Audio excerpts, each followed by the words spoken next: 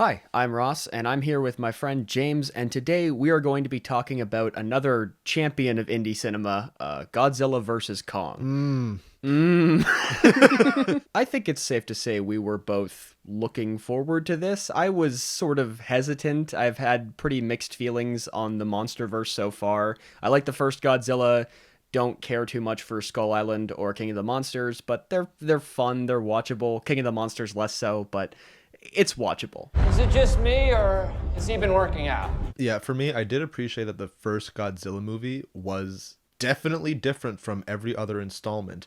Kong Skull Island, in my opinion, was similar to Godzilla vs. Kong, where it was better than I thought it was going to be. It's a movie that was hard to have clear expectations for, in a way, because it could be either very stupid and simple and dumb fun, or the worst thing you've ever seen, because that's always the kind of balancing act you go into with a big monster movie like this.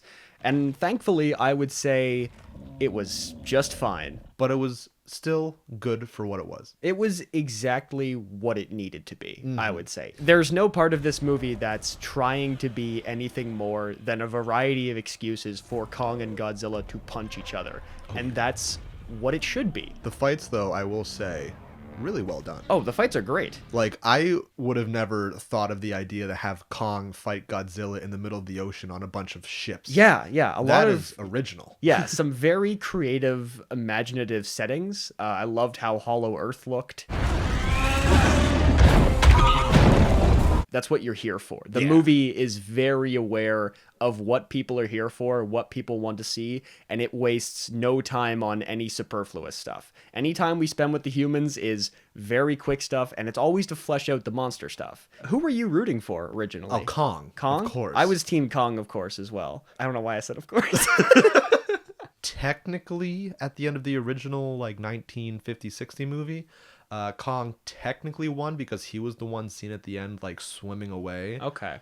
Whereas in this movie, it's quite blatantly Godzilla who wins. Right. I thought Kong would win because he's the American one, and I did not trust a major American studio to let their guy lose, basically, but I was surprised. I was shocked, and it was all worth it because 5 minutes later you get to see Godzilla just get his fucking ass stomped. Oh my, he was destroyed. Yeah. And granted, he did just get through a really big battle with Kong, so he was a bit weak. Godzilla thought he was hot shit. He thought he was the king of the world, quite literally. King of the monsters, one might even say. At least. And then Mechagodzilla just rocks up and cleans his clock for a good 5 minutes straight, and it never stops being funny. Every Godzilla time never gets the upper hand. No, never once.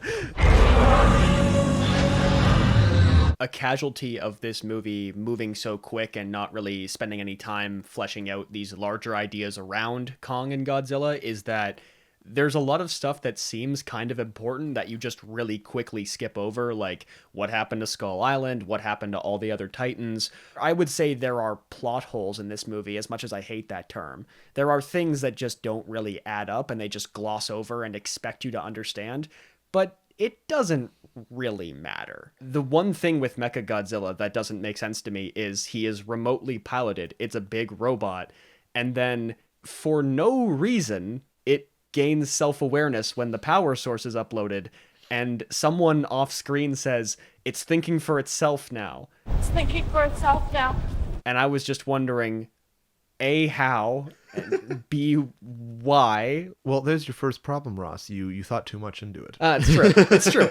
This movie does not demand any analysis. Everything is very surface level, 100%. And the other thing is, they can't really explain anything to us without the human plot that we don't care about. True. Because the monsters, they're not going to tell us anything. They're just going to do their own thing. Maybe they should. Maybe the monsters should talk to me. Well, actually, Kong can do sign language now. Well, I don't know sign language. I don't know Skull Island. Ross, there's another problem. We should all know sign language. Look, in this, we live in a society. Who's gonna give you a reach around?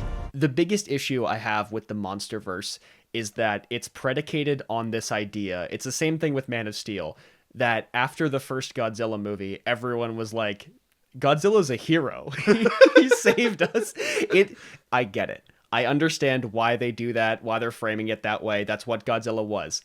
It's so stupid. It's the stupidest thing in the world. There's a scene where you see a news headline and it says like Godzilla no longer our savior. Like, what? What do you mean? All he's done is destroy the entire Earth. And right now Godzilla's out there and he's hurting people and we don't know why.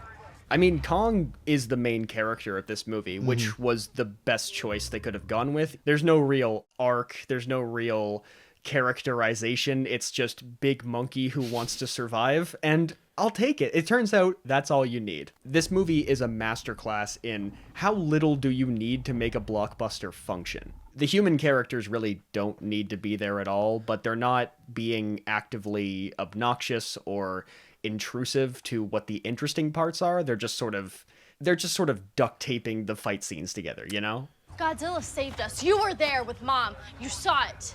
I need to talk about Millie Bobby Brown's character because her character across the only 2 movies she's been in has been absolutely insane. Her family home is destroyed by Godzilla and her brother is killed. Her mother then loses her goddamn mind and decides that all the monsters should take over the Earth. So she releases King Ghidorah and basically dooms the world by doing so. Thanks, Mom. After her family has been torn apart multiple times by the same giant lizard. Sometimes literally. Honestly, yeah. Millie Bobby Brown's character still decides to worship Godzilla at every turn. She loves this big fucking thing. Godzilla saved us. You were there with Mom. Turning her into a conspiracy nut in this movie makes complete sense because she would snap. She would be a crazy person. She's just a teenager. Tap or no tap? No tap. Excuse me, what is tap? Water. It's also interesting to look at this as a sequel to the movies that came before because the MonsterVerse as a franchise has jumped all over the place in terms of tone and style, which I like. I like a little bit of everything. I think it was around the time where these sci-fi spaceships are flying into the portal that takes you to the Hollow Earth, where it's revealed there was an ancient war between King Kongs and Godzillas. That was the point where I thought, hey, remember back in 2014 where it was like this very grounded, dark take on Godzilla, and now we're here? And I think it's fun to see that jump from there to here within just a few movies, because I think there is room for both a serious Godzilla and a silly Godzilla, and I like the 2014 movie now. Honestly, I think a little bit more. King of the Monsters is that weird in between that Yeah. they couldn't figure it out. Yeah, but if you just dive whole hog into the silly stuff, you can have a lot more fun, and that kind of unashamed earnestness I really liked. That's Mechagodzilla. What I like about the characters is they actually feel invested in the story. They react how you would expect people to react in this situation, and there is a genuine sense of awe. The movie isn't taking itself seriously, but the characters are treating the situation somewhat seriously. Did the monkey just talk?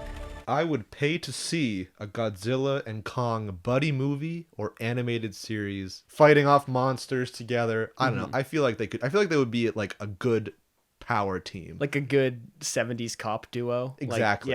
Okay, so if we have this duo, who's by the book and who's the loose cannon? Well, Godzilla would be by the book, I'd say. Oh yeah? Because Godzilla's like, he's the king. He has to be. Right, he has to keep everything orderly and orderly. neat. And like, he used to be doing his own thing back when he was young and reckless. Right. But then as he grew up and he became the apex predator, he's like, I got to keep this role. I got to be serious about this, but I need some help. Yeah. He brings in Kong. Okay. Kong's loose cannon. I mean, Kong's always been a loose cannon.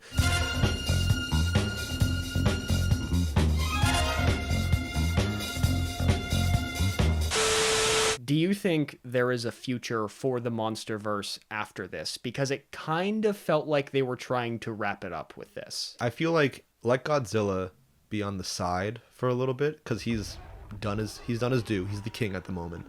Build up maybe something bigger than Ghidorah, because there is a lot bigger than Ghidorah. Destroya specifically. I felt like this is maybe as far as these movies can go into goofiness without getting really stupid. You know, the end of this movie is King Kong and Godzilla fighting a big giant robot lizard. I never expected to see that in a major American Godzilla movie. I never thought we would see Mechagodzilla. Yeah, neither did I. Yeah. I just wonder how many more times you can pull out Godzilla and King Kong punch a big monster before people will get tired. And I'm wondering if maybe, you know, go out on a high note. See, where's Godzilla's dick? Well, that's the thing, Ross. It's his tail.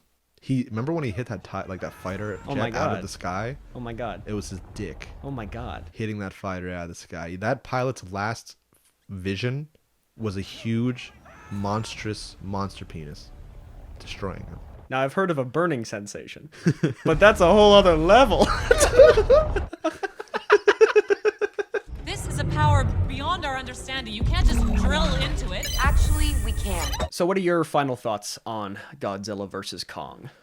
Well, honestly, I went in there with little to no expectations, expecting it to be really, really bad. Mm-hmm. And I came out much more surprised, and watching it a second time wasn't boring, besides the human parts here and Okay. there. But like the fight scenes, I was like, this is good. Yeah. And I would like to see more. I don't think we're going to see more, but hey, we'll see what happens. Yeah. I think this is a movie that 100% delivers what it should. The monster fights are insanely cool. It felt like a lot of real hard work and effort, especially those water effects on Kong's fur. That looked incredible. Say that. I They're loved so that. good. Oh my god. I would love to see that in an actual theater someday. I would love to see that on an actual giant monkey. Ross, you know what I have for you right now? What? All right, put your hands together. Get on in here, monkey. Oh, what? Unlike a lot of versus movies I've seen, I felt like this is truly about Godzilla versus Kong, and I was very happy about that, because if it was about anything else,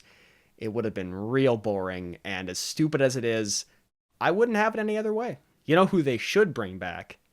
Bryan Cranston. Oh my god, Mecha Bryan Cranston. I'm not saying that there won't be a Mecha Bryan Cranston, but I am saying there should be.